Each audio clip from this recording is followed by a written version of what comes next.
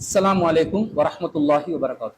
இன்னல் ஹம்தலில்லாஹ் அஸ்ஸலாத்து வஸ்ஸலாமு அலா ரசூலில்லாஹ் முஹம்மது இப்னி அப்துல்லா அம்மாபாத். அன்பிற்குரிய சகோதரர்களே, நேற்றைய தினம் ஜாக் அமைப்பினர் சார்பாக சகோதரர் முர்ஷித் அப்பாசி அவர்கள் 26 நிமிடங்களை கொண்ட வீடியோ ஒன்றை வெளியிட்டு இருந்தார். அந்த வீடியோவிலே பிஜே மற்றும் அப்துல் ராசிக்கின் விவாத அழைப்பை உண்மை மூமினான நேர்வழியில் இருப்பவர்கள் எவ்வாறு எதிர்கொள்ள வேண்டும் என்று தலைப்பிட்டு சில விஷயங்களை அதிலே பதிவு செய்திருந்தார். அந்த வீடியோவிலே ஒரு விவாத அழைப்பு அறிஞர் பிஜே அவர்களால் முன்வைக்கப்பட்டிருக்கிறது. அதே போன்று சிலோன் தௌஹீத் ஜமாத் சார்பாக அப்துல் ராசிக் ஆகிய நானும் ஒரு விவாத அழைப்பை முன்வைத்திருந்தேன். இவர் மார்க்க அடிப்படையிலே அந்த விவாத அழைப்பை ஏற்றுக்கொண்டு அதற்கு பதிலளிப்பார் என்று எதிர்பார்ப்புல பார்த்தால் நம்முடைய எதிர்பார்ப்புகளை சுக்குநூறாக்குகின்ற விதத்திலே 26 நிமிடங்களை எடுத்துக்கொண்டு ஒருவர் ஒரு விவாதத்திலிருந்து பின்வாங்குவதற்கு, நழுவி விடுவதற்கு என்ன என்ன காரணங்களை எல்லாம் யோசித்து சொல்ல முடியுமோ அந்த காரணங்களை எல்லாம் பட்டியல் போட்டு முழுக்க அந்த வீடியோவின் மூலமாக விவாதத்திலிருந்து பின்னங்கால் பிடலியில் படுவதற்கு ஓடக்கூடிய காட்சியை நாம் பார்க்கிறோம். உண்மையிலே சத்தியமும் அசத்தியமும் உரசி பார்க்க வேண்டிய ஒரு தருணம் ஏற்படும் என்று சொன்னால், அதுவே காலத்தின் கட்டாய தேவையாக அமையும் என்று சொன்னால், உண்மையான இறை விசுவாசிகள் அதை எப்படி அணுக வேண்டும்? இந்த இடத்திலே மக்களுக்கு நேர்வழியை நாங்கள் தெளிவாக எடுத்து சொல்லும் கடமைப்பட்டவர்கள் என்பதன் அடிப்படையிலே விவாத களமே வந்தாலும் அதிலே நாங்கள் அமர்ந்து விவாதத்தை சந்தித்து விவாத அறைகூவல்களை எதிர்கொண்டு நாங்கள் மக்கள் மத்தியிலே சத்தியத்தை நிலைநிறுத்த வேண்டும் என்ற ஒரு நிலைப்பாட்டுக்குத்தான் உண்மையான இறை விசுவாசி செல்வானே தவிர இன்னென்ன காரணங்களாக விவாதிக்க முடியாது என்று சத்தியத்தை அசத்தியத்தை தீர்மானிக்கின்ற ஒரு தாயியாக, அழைப்பாளனாக, மார்க்க அறிஞர்களாக இருக்கக்கூடியவர்கள் ஒருபோதும் பின்வாங்க மாட்டார்கள் என்பது மார்க்கத்துல கடுகளவு அறிவுள்ளவர்கள் கூட விளங்கிக் கொள்வார்கள். ஆனால் இந்த சகோதரர் முர்ஷித் அப்பாசி அவர்கள் அவருடைய இயல்பான பாணிக்கு மாற்றமாக மிகவும் சிரமப்பட்டு கஷ்டப்பட்டு காரணங்கள் கற்பித்து விவாதத்திலிருந்து பின்வாங்குவதற்குரிய ஒரு வீடியோவை போட்டு இருக்கிறாருன்னா பார்க்கும்போது நமக்கே ஆச்சரியமா இருக்குது. என்னப்பா இந்த அளவுக்கு பின்வாங்குறாங்க, ஏன் இவர்களிடம் அசத்தியம் இருக்கிறது என்று அவர்கள் அஞ்சுகிறார்களா? அறிஞர் பிஜேயுடைய விவாத அறைகூவலை நீங்கள் ஏற்றுக்கொள்வதில் நியாயம் இருக்கிறது தானே என்று அவர்கள் தரப்பு மக்களே கேள்வி எழுப்புகின்ற அளவிற்கு நிலைமை வந்த பிறகும் இல்லை, நீங்கள் என்னதான் எங்களை வற்புறுத்தினாலும் நாங்கள் எல்லாம் அவருடன் விவாதத்திற்கு செல்ல மாட்டோம், அவர்களுடைய இந்த நிலைப்பாட்டை தெல்ல தெளிவாக ஆதரிக்கக்கூடிய சிலோன் தௌஹீத் ஜமாத் தரப்பினருடனும் நாங்கள் விவாதிக்க மாட்டோம் என்று இவர்கள் சொல்வார்கள் என்று சொன்னால், இதை விட வெட்கி தலை குனிய வேண்டிய ஒரு நிலை இருக்குமா என்று சிந்திக்க தோன்றுகிறது. அன்பிற்குரிய சகோதரர்களே, அவர் அந்த விவாதத்திலிருந்து நழுவுவதற்காக பலவிதமான காரணங்களை முன்வைக்கிறார். அதுல பிரதானமாக அவர் முன்வைக்கக்கூடிய காரணம் என்னன்னு சொன்னா, இவர்களுடைய விவாத அழைப்பு எப்படிப்பட்டதா இருக்குது? விவாதம் நடப்பதற்கு முன்பதாகவே ஒரு தரப்பினருடைய நிலைப்பாட்டை அவர்கள் முடிவு செய்து விடுகிறார்கள். இவர்கள் வழிகேடர்கள், குர்ஆனுக்கு முரண்படும் ஹதீஸ்களை ஏற்கும் நீங்கள் வழிகேடர்கள் தான் என்று பிஜே அவர்கள் தெளிவாக குறிப்பிட்ட பிறகு நாங்கள் எப்படி இந்த விவாத அழைப்பை ஏற்றுக்கொள்வது? அவர்தான் நாம் வழிகேடு என்று தீர்மானித்து விட்டாரே, அதற்கு பிறகு என்ன விவாதம் என்ற தோரணையில் கேள்வி எழுப்புகிறார்கள். உண்மையிலே இந்த விஷயத்தை அவர்கள் சொல்வது நியாயம்தானா என்று பொதுமக்களாகிய நீங்கள் சிந்திக்க வேண்டும். ஒருத்தர் இந்த விவாத சம்பந்தப்பட்ட பின்னணி என்னவென்பதை அறிந்து கொண்டால் இவர்கள் சொல்லுகின்ற இந்த மலுப்பலான காரணம் எந்த அளவுக்கு ஒரு அசத்தியமானது என்பதை நீங்கள் புரிந்து கொள்வீர்கள். அன்பிற்குரியவர்களே, இந்த விவாதத்தின் பின்னணி என்ன? கடந்த 2021 ஆண்டு அறிஞர் பிஜே அவர்கள் நூஹ் நபி அலைஹிஸ்ஸலாம் அவர்கள் தொடர்பு பட்டு வரக்கூடிய சாட்சியம் சம்பந்தப்பட்ட ஒரு செய்தியை பற்றி விளக்கும் பொழுது, நூஹ் அலைஹிஸ்ஸலாம் அவர்களுக்கு முஹம்மது ஸல்லல்லாஹு அலைஹி வஸல்லம் அவர்களுடைய உம்மத்தினர் சாட்சியாளர்களாக இருக்க முடியுமா? அது எப்படி சாத்தியமாகும்? தாங்கள் நேரடியாக காணாத ஒரு சமுதாயத்துக்கு இன்னொரு சமுதாயம் எப்படி சாட்சியாளர்களாக இருக்க முடியும் என்ற சில காரணங்களை முன்வைத்து இந்த செய்தி ஏற்புடையதானது இல்லை என்று அறிவித்திருந்தார். அதற்கு உடனடியாக பதிலளிப்பதற்காக களம் இறங்கிய ஜாக் அமைப்பினர் என்ன சொல்கிறார்கள்? அந்த நூஹ் நபி அலைஹிஸ்ஸலாம் அவர்களுடைய ஹதீஸுக்கு விளக்கம் சொல்லும் பொழுது அவர்கள் மேலதிகமாக சில செய்திகளை குறிப்பிடுகிறார்கள். ஜாக் அமைப்பினராகிய நாங்கள் இதுவரைக்கும் இவர்களுடைய விஷயங்களை நாங்கள் கண்டுகொள்ளவில்லை. ஆனால் எப்படி சிறுக்கை முறியடிப்பது நம்முடைய கொள்கையோ, விதத்தை முறியடிப்பது நம்முடைய கொள்கையோ, குராஃபாத்தை முறியடிப்பது நம்முடைய கொள்கையோ, அதே போன்று குர்ஆனுக்கு முரண்படும் ஹதீசுகள் என்று ஹதீஸ் மறுப்பாளர்கள், வஹி மறுப்பாளர்களுடைய தோள்களை உரிப்பதும் நம்முடைய கொள்கையாக இலக்காக நாங்கள் வைத்திருக்கின்றோம் என்று அவர்கள் பகிரங்கமாக அறிவிக்கிறார்கள். ரஹ்மத்துல்லா ஃபிர்தௌசி அவர்கள் இதை தெளிவாக சொல்கிறார்.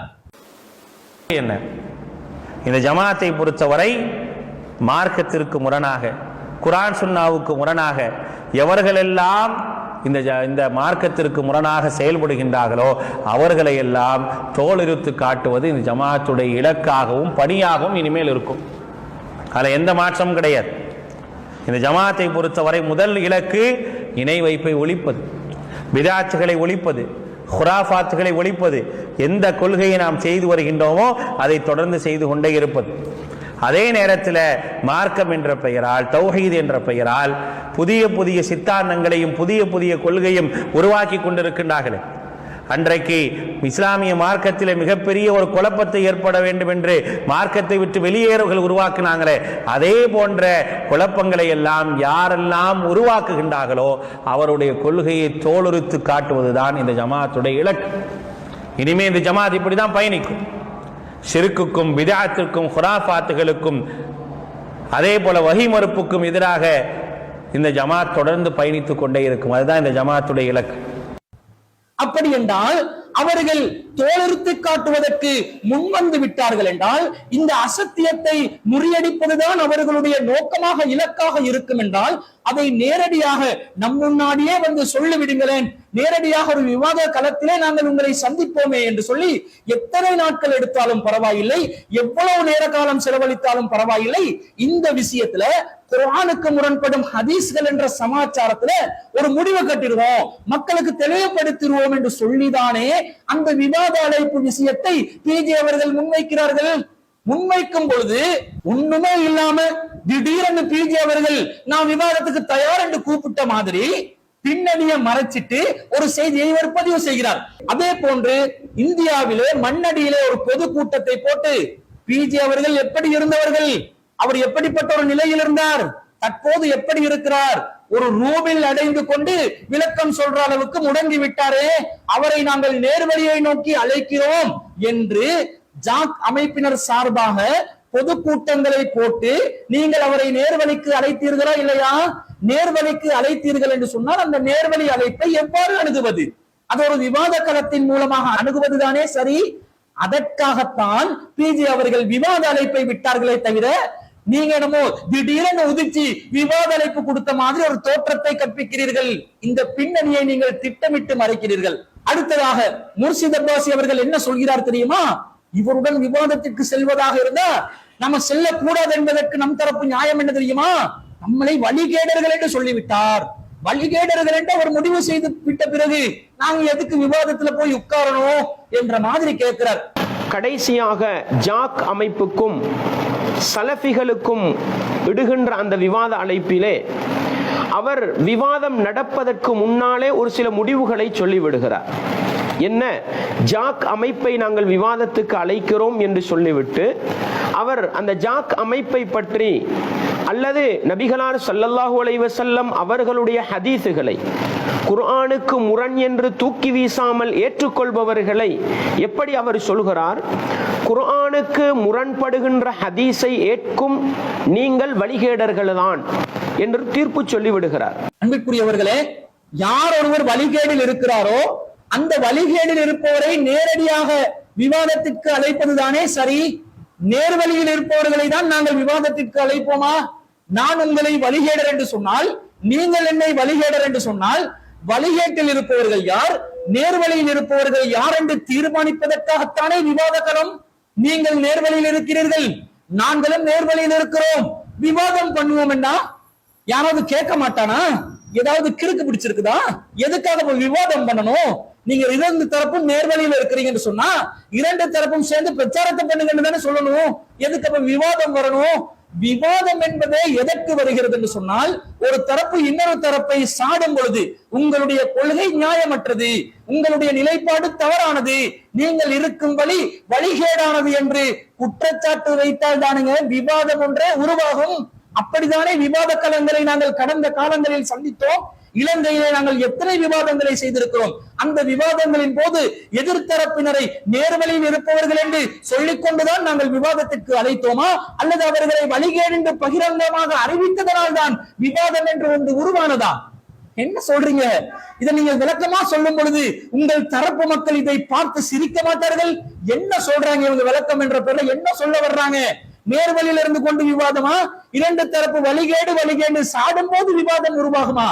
என்னங்க சொல்றீங்க நீங்க என்று சொல்லி உங்கள் தரப்பு மக்கள் சிந்திக்க மாட்டார்களா? சிரிக்க மாட்டார்களா? சந்தி சிரிக்கிற அளவுக்கு ஒரு விளக்கம் என்ற பெயரில் விவாதத்திலிருந்து நழுவதற்காக நீங்கள் சொல்கிறீர்களே, உங்களை பார்க்கும் பொழுது பரிதாபமாக இருக்கிறது.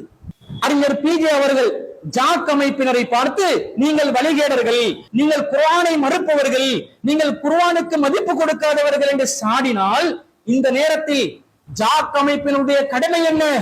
தாவா பணிகளை செய்கிறோம், அதை பண்ணுகிறோம், இதை பண்ணுகிறோம் என்று மார்த்தட்டிக் கொள்கிறீர்களே, உங்களுடைய கடமை என்னவாக இருக்க வேண்டும்? அப்படியா நாங்கள் வழிகேடர்கள் என்று சொல்கிறீர்களா? உடனடியா ரோசம் வந்து களத்துல குதிச்சு வாருங்கள் விவாதத்துக்கு, உங்களுடைய வழிகேட நாங்க தோலுரிச்சு காட்டுறோம். எப்படி ரஹ்மத்துல்லா ஃபிர்தௌசி அவர்கள் வழிகேட்டை தோலுரிப்போம் என்று சொன்னாரோ, அதே மாதிரி நேருக்கு நேர் வந்து நின்று அந்த வழிகேடுகளை நீங்கள் தோலுரித்து காட்டும் கடமை உங்களுக்கு இல்லையா? உங்களுடைய அமைப்பினருக்கு விரல்களை நீட்டும் பொழுது அதை நீங்கள் நேரடியாக எதிர்கொள்வதற்கு திராணியுடன் முன்வந்திருக்கணுமா இல்லையா? அதை விட்டுட்டு எந்த சமாச்சாரத்தில் ஒரு விவாதம் ஒன்று உருவாகுமோ, எந்த விஷயத்தை பேசினால் ஒரு விவாத களம் ஒன்று உருவாகுமோ, அதே காரணத்தை விவாதத்திலிருந்து பின்வாங்குவதற்கு ஒரு ஆயுதமாக நீங்கள் பயன்படுத்தினீர்களே. ஆஹா, இதை நினைக்கும் பொழுது ரொம்ப அற்புதமாக ஆச்சரியமாக இருக்கிறது. என்ன அறிவு! இப்படித்தானே சிந்திக்கணும். இப்படி சிந்தித்தால் மக்கள் கண்டிப்பாக நேர்வழியில் இருப்பார்கள் என்ற அளவில் ஒரு எண்ணம் வராதா? சிந்தியுங்கள். உங்களுடைய தரப்பு நியாயம் என்னவென்பது உங்களுக்கு மனசாட்சிப்படி ஏற்றுக்கொள்ள முடியுமானதாக இருக்கிறதா?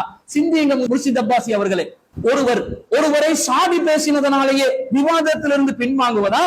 உங்கள் தரப்பிலிருந்து அப்பாஸ் அலி அவர்கள் அறிஞர் பிஜே அவர்களை என்னென்ன வார்த்தைகளை போட்டெல்லாம் பேசுறாரு.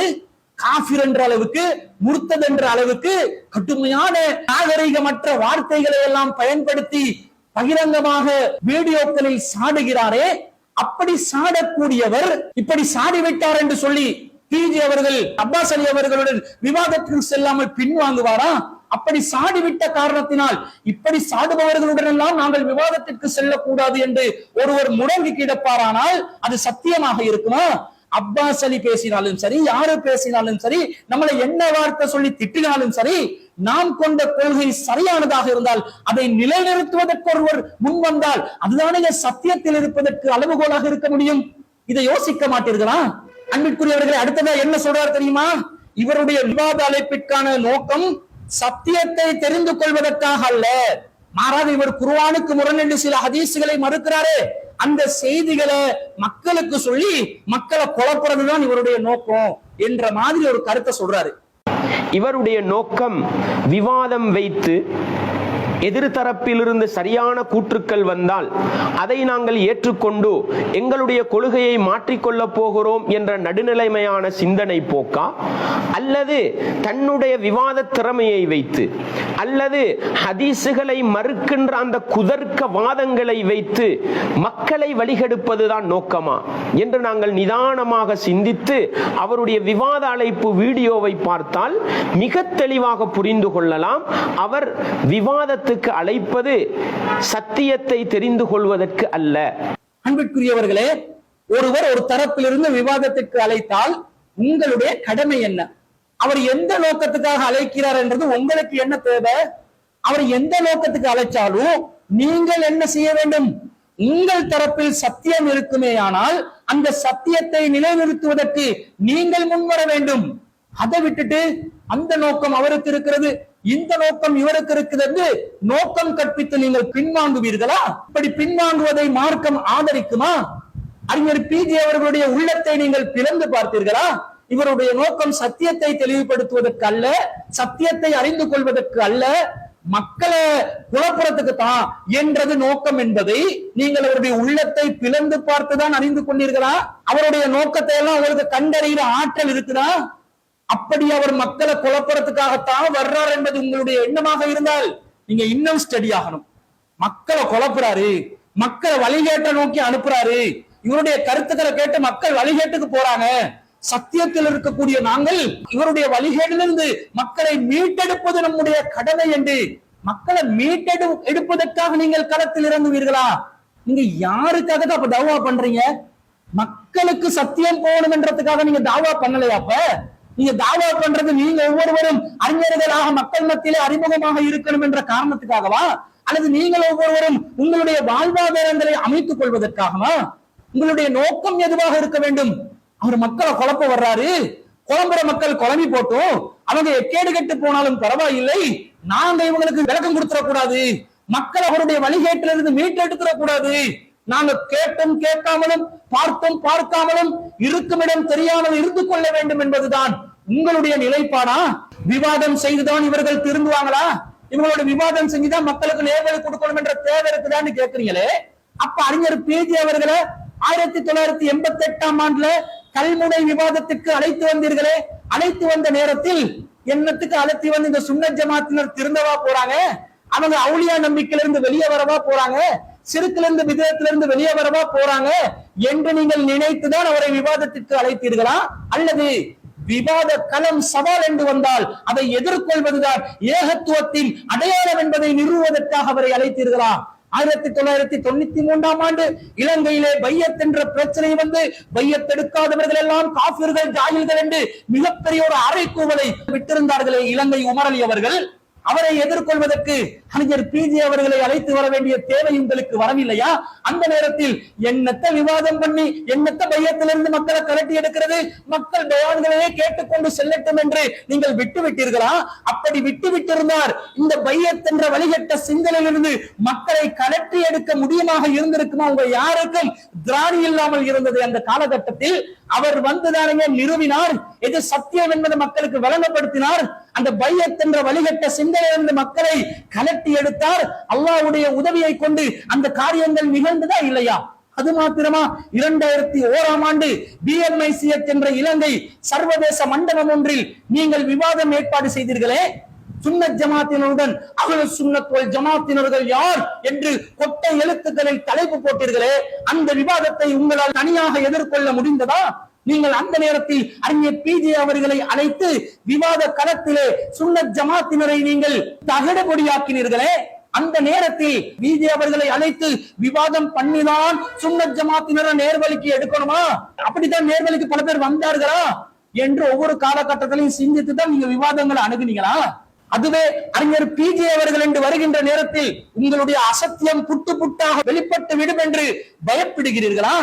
அதனால்தான் விவாதம் எல்லாம் தேவையில்லை, விவாதத்தின் மூலம் மக்களை நேர்வழிக்கு அழைப்பது என்பது நம்முடைய கொள்கை இல்லை என்ற மாதிரி இப்ப பேசுறீங்களே, இது எவ்வளவு பெரிய ஒரு மடமைத்தனமாக ஒரு வாதமாக இருக்கிறது.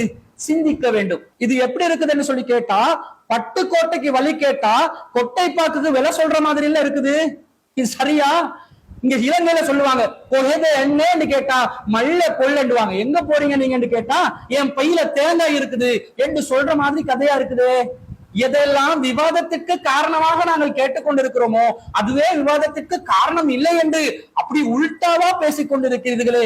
உங்களை நினைக்கும் போது எந்த அளவுக்கு நாங்கள் சத்தியத்தில் உறுதியாக இருக்கின்றோம் என்பது நமக்கு தெளிவாக தெரிகிறது. அல்ஹம்துலில்லாஹ். அன்பிற்குரிய சகோதரர்களே, அடுத்ததா என்ன சொல்றார் தெரியுமா?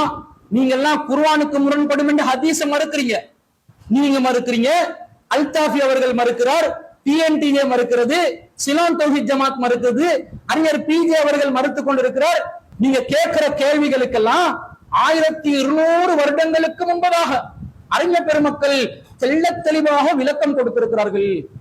சஹீஹுல் புகாரிக்கு விரிவுரை எழுதியிருக்கிறார்கள், சஹீஹ் முஸ்லிமுக்கு விரிவுரை எழுதியிருக்கிறார்கள். அவற்றை எல்லாம் நீங்கள் படித்து பாருங்கள்.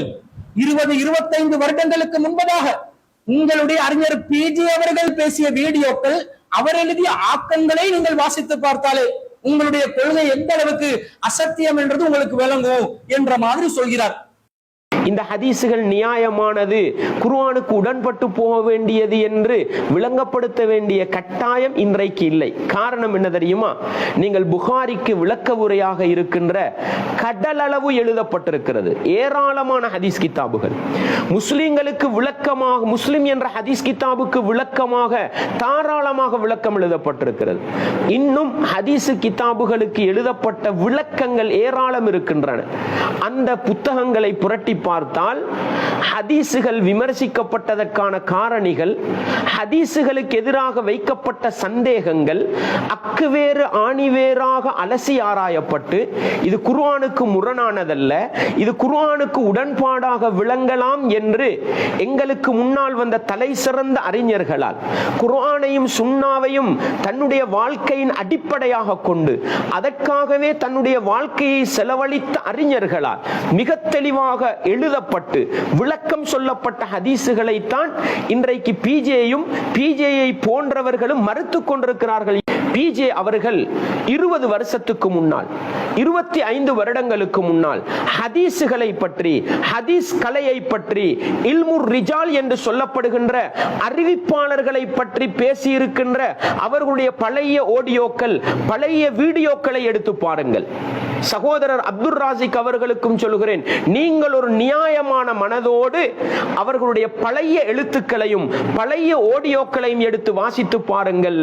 அதை பார்த்தாலே இன்றைக்கு பிஜே ஹதீஸ் விடயத்திலே வழிகட்டு போயிருக்கிறார்.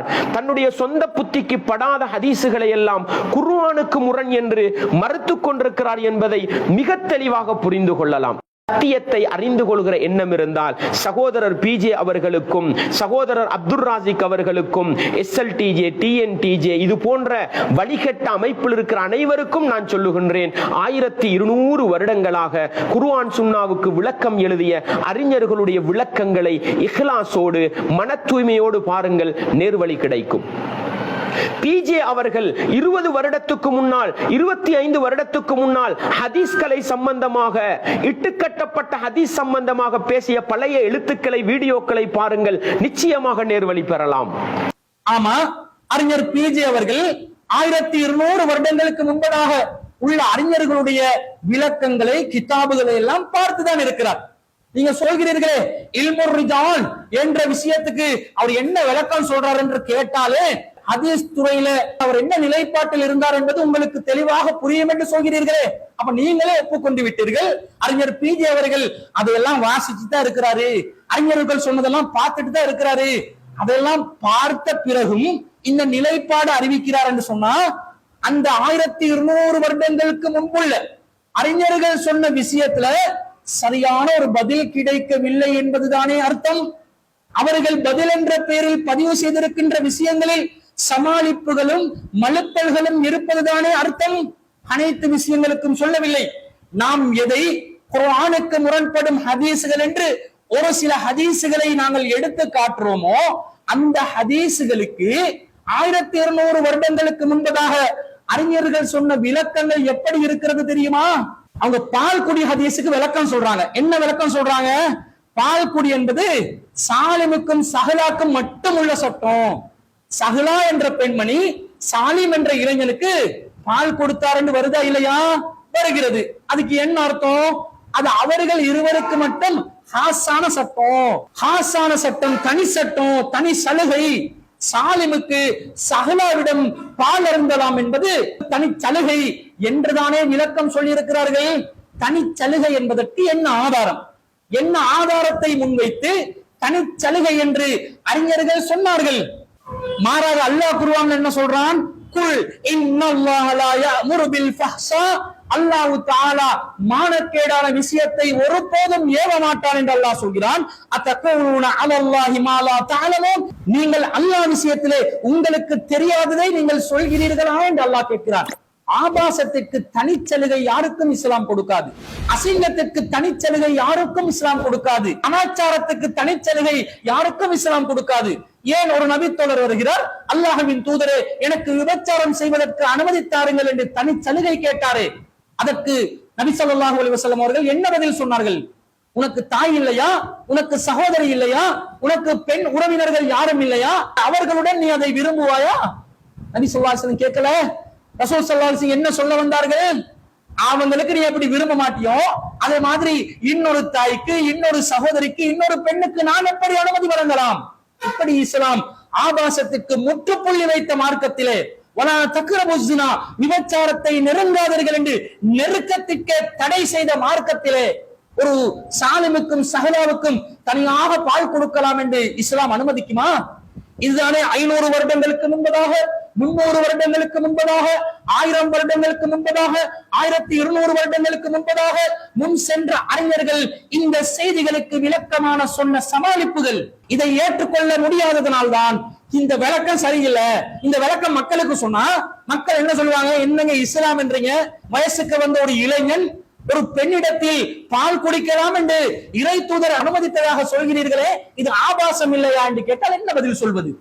இப்ப என்ன அடுத்த விளக்கம்? இரண்டாவது அவங்க கொடுத்த விளக்கம் என்ன தெரியுமா? அறிஞர்கள் கறந்து கொடுத்தல், கறந்து கொடுக்கிறது தான் இதுக்கு சட்டம், இதுக்கு விளக்கம். கறந்து கொடுக்கிறதுனால என்ன ஆபாசம் வரப்போகுது என்ற மாதிரி கேட்கிறாங்க. அததான் இப்ப நமக்கு பதில் சொல்றோம் என்று களத்தில் இறங்கியவர்கள் எல்லாம் ஒரு பெரிய பதிலாக கண்டுபிடித்துக் கொண்டு சொல்லிக் கொண்டிருக்கிறார்கள். கறந்து கொடுக்கக்கூடிய செய்தி சொன்ன மாதிரியா அந்த செய்தி இருந்தது?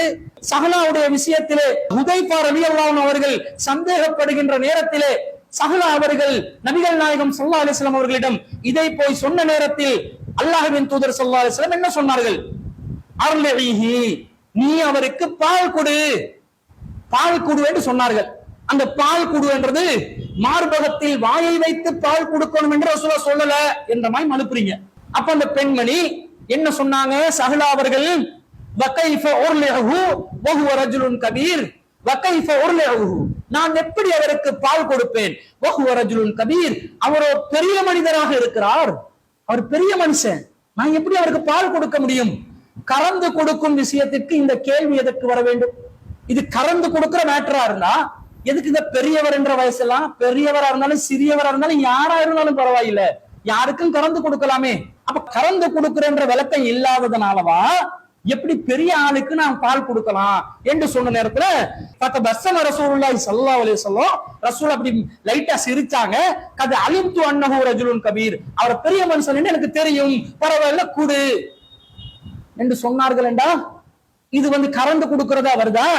அடுத்ததாக சஹீஹ் முஸ்லிமிலே 2638வது செய்தியில வக்கது பலஹமா யப்லுகுர் ரிஜால், அவர் பெரியவர்கள் அடைய வேண்டிய பருவ வயதை அடைந்து விட்டார். வஅலிமமா யஅலமுர் ரிஜால், ஒரு பூரணமான மனிதர் அறிய வேண்டிய விஷயங்களை எல்லாம் அவர் அறிந்து கொள்கிறார். எப்படி நான் பால் கொடுக்கலாம் என்று சஹலா அவர்கள் கேட்டதாக வருகிறது. இதே சஹீஹ் முஸ்லிமிலே 2637வது செய்தியில இன்ன சாலிமன் கது பலஹ மா யப்லுகுர் ரிஜால் வ அகல மா அகலு, அவர் ஒரு பருவம் அடைந்த நிலையில் இருக்கிறார். ஒரு பெரிய ஒருவர் அறிய வேண்டிய அனைத்து விஷயங்களையும் அவர் அறிகிறார். இந்த விஷயத்தில் நான் எப்படி பால் கொடுக்கலாம் என்றா இது கறந்து கொடுக்கிற மேட்டரை பத்தி பேசுதா? அப்ப அறிஞர்கள் என்ன விளக்கம் சொன்னாங்க? கறந்து கொடுக்கிறது என்று சொன்னார்கள். அப்ப கறந்து கொடுத்தா தாய் மகன் உறவு ஏற்படுமா? உங்க நிலைப்பாடு படி யாராவது யாருக்காவது பால் கறந்து கொடுத்தால் தாய் மகன் உறவு ஏற்படும் என்று நீங்கள் ஃபத்வா கொடுக்க வேண்டும். கொடுப்பீர்களா? அதுதான் உங்களுடைய நிலைப்பாடா? அதுதான் இஸ்லாம் சொல்கிறதா? இதுதான் முன் சென்ற அறிஞர்களுடைய விளக்கமாக இருக்கிறது. அந்த விளக்கம் ஹதீஸ்களில் வரக்கூடிய வாசகங்களுக்கு மாற்றமாக இருக்கிறது, குர்ஆனுடைய அடிப்படை கொள்கைக்கு மாற்றமாக இருக்கிறது. இதனால் அதை ஏற்றுக்கொள்ள முடியாது, அது சமாளிப்பான பதில். உம்மு ஹராம் பின்த் மில்ஹான் ரலியல்லாஹு அன்ஹா அவர்களுடைய விஷயத்திலே என்ன வருகிறது? கான ரசூலுல்லாஹி ஸல்லல்லாஹு அலைஹி வஸல்லம் யத்குலு அலா உம்மி ஹராம் பின்த் மில்ஹான், நபிகள் நாயகம் ஸல்லல்லாஹு அலைஹி வஸல்லம் அவர்கள் உம்மு ஹராம் பின்த் மில்ஹான் என்ற பெண்மணியின் வீட்டுக்கு செல்லக்கூடியவராக இருந்தால் கான யத்குலு, அவர் வளமையாக செல்லக்கூடியவராக இருந்தார் என்று வருகிறது. வஜஅலத் தஃப்லி ரஅஸஹு, நபிகள் நாயகம் ஸல்லல்லாஹு அலைஹி வஸல்லம் அவர்களுக்கு உம்மு ஹராம் ரலியல்லாஹு அன்ஹா அவர்கள் பேன் பார்த்திருக்கிறார்கள். ஃபவலா ரஅஸஹு இந்தஹா, நபிகள் நாயகம் ஸல்லல்லாஹு அலைஹி வஸல்லம் அவர்கள் அவரின் மீது தலையை வைத்திருக்கிறார் என்று வருகிறது.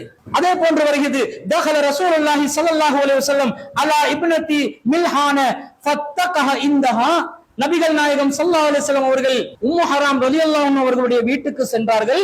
அந்த உம்மு ஹராம் ரலியல்லாஹு அன்ஹா மீது நபிகள் நாயகம் ஸல்லல்லாஹு அலைஹி வஸல்லம் அவர்கள் சாய்ந்து கொண்டிருந்தார்கள் என்று வருகிறது. இதற்கு என்ன விளக்கம் சொல்கிறார்கள்?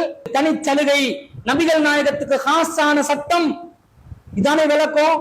அப்போ ஒரு அந்நிய பெண்ணாக இருந்தால் அந்த பெண்ணுடைய வீட்டுக்கு தனியாக செல்லலாம் என்பதை ரசூலுல்லாஹ்வுக்குரிய ஹாசான சட்டமாக சொல்கிறீர்களே, இது நபிகள் நாயகத்தின் அஹ்லாக்குக்கு ஏற்புடையதாக இருக்கிறதா? அல்லாஹ் தஆலா நபிகள் நாயகம் ஸல்லல்லாஹு அலைஹி வஸல்லம் அவர்களுக்கு வ இன்னக லஅலா ஹுலுகின் அலீம், நபியே நீங்கள் மகத்தான நற்குணத்தில் இருக்கிறீர்கள் என்று அல்லாஹ் சொல்கிறானே, அந்த மகத்தான நற்குணத்தில் இருக்கும் நபிகள் நாயகம் ஸல்லல்லாஹு அலைஹி வஸல்லம் அவர்கள் ஒரு அந்நிய பெண்ணுடைய வீட்டுக்கு தனிமையில் சென்றார்களாம். அவர்களிடம் நபிகள் நாயகம் ஸல்லல்லாஹு அலைஹி வஸல்லம் அவர்கள் சாய்ந்து கொண்டார்களாம். நபிகள் நாயகத்தின் தலையில் அந்த பெண்மணி பேன் பார்த்தார்களாம். இது ரசூலுல்லாஹ்வுக்கு தனி சிறப்பான சட்டமாம். என்ன ஆதாரம் உங்களிடம் இருக்கிறது? இந்த தனி சிறப்பு என்று சொன்ன விளக்கத்தை விட உங்களுடைய தரப்பிலிருந்து என்ன விளக்கம் ஆதாரம் இருக்கிறது? இந்த விளக்கம் எல்லாம் சமாளிப்பான பதில் என்பதனாலதான் அவர் கேள்வி கேட்கிறார். இது முரண்பட்டு நிற்கிறது. அந்த முரண்பாடுகள் இருக்குமே, ஆனால் இந்த செய்திகளை நாங்கள் புறக்கணித்து விடலாம் என்று ஹதீஸ் கலையில் ஒரு விதிமுறையும் இருப்பதனால இது நபிகள் நாயகம் ஸல்லல்லாஹு அலைஹி வஸல்லம் அவர்கள் சம்பந்தப்பட்ட செய்திகள் இல்லை என்கிறார். சரி, உங்கள் தரப்புல 1200 வருடங்களுக்கு முன்பதாக, 500 வருடங்களுக்கு முன்பதாக, 300 வருடங்களுக்கு முன்பதாக அறிஞர்கள் பண்டல் பண்டலா புத்தகம் எழுதி இந்த செய்திகளுக்கெல்லாம் விளக்கம் சொல்லி இருக்கிறாங்கடா. இது விவாதத்துக்கு வருவதற்கு உங்களுக்கு உதவி செய்ததாக அமைந்து விடுகிறது. பண்டல் பண்டலா கிதாப் இருக்குது. விவாதத்துக்கு வந்து சரக்கை இறக்குறோம், நீங்க பதில் இல்லாம தடுமாறுவீங்க, திணறுவீங்க. நாங்க இறக்குறோம், எங்கட சரக்கை இறக்குறோம், எங்கட இமாம்கள் சொன்ன விளக்கங்களை சொல்றோம், நீங்க வாயடைத்து போவீர்கள் என்று நீங்க தைரியமா வந்திருக்கணுமா இல்லையா? எவ்வளவு விளக்கம் சொல்லி இருக்கிறாங்க தெரியுமா? நீங்க சொல்ற விளக்கெல்லாம் சரியா? உங்களோட விளக்கத்தை எல்லாம் இப்ப விழுங்கி சாப்பிடுற அளவுக்கு நாங்க விளக்கம் சொல்றோம். கித்தாபுல இருந்து கித்தாபுகளை கொட்ட வேண்டியது தானே, கித்தாபுகள் உள்ள விளக்கங்களை அடுக்க வேண்டியது தானே. அப்ப உங்களுக்கு விவாதத்துக்கு வர்றதுக்குரிய சாதகமான வாய்ப்பு தான் நீங்கள் இரண்டாவதாக சொன்ன காரணமும். இமாம்கள் விளக்கம் சொல்லி இருக்கிறாங்க என்பதும் விவாதத்திலிருந்து பின்வாங்குவதற்குரிய ஒரு காரணம் அல்ல.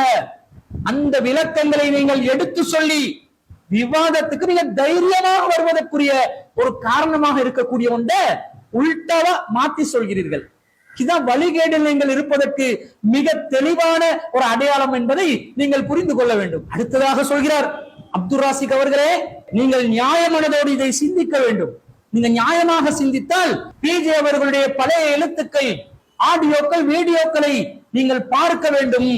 பார்த்தாலே நீங்கள் 1200 வருடங்களுக்கு முன்பு வாழ்ந்த, 1400 வருடங்களுக்கு முன்பு வாழ்ந்த சஹாபாக்களை, நல்லறிஞர்களை எல்லாம் தூக்கி போட்டுட்டு 1400 வருடங்களுக்கு பின்பு தற்போது வாழ்ந்து கொண்டிருக்கக்கூடிய இந்த பிஜே அவர்களை நீங்கள் தூக்கி பிடித்துக் கொண்டிருக்கிறீர்களே, இது சரியா என்று கேட்கிறார். சகோதரர் அப்துல் ராசிக் அவர்களுக்கும் சொல்கிறேன், நீங்கள் ஒரு நியாயமான மனதோடு அவர்களுடைய பழைய எழுத்துக்களையும் பழைய ஆடியோக்களையும் எடுத்து வாசித்து பாருங்கள். அதை பார்த்தாலே இன்றைக்கு பிஜே ஹதீஸ் விடயத்திலே வழிகட்டு போயிருக்கிறார். தன்னுடைய சொந்த புத்திக்கு படாத ஹதீசுகளை எல்லாம் குர்ஆனுக்கு முரண் என்று மறுத்து கொண்டிருக்கிறார் என்பதை மிக தெளிவாக புரிந்து கொள்ளலாம். அப்துல் ராசிக் ஆகிய நான் நியாயமான மனதோடு தான் சொல்கிறேன். அறிஞர் பிஜே அவர்களுடைய ஆக்கங்கள், ஆடியோக்கள், வீடியோக்களை அலசி ஆராய்ந்து வாசித்து பார்த்து படித்து விட்டுதான் சொல்கிறேன். அவருடைய தரப்பில் நியாயம் இருக்கிறது.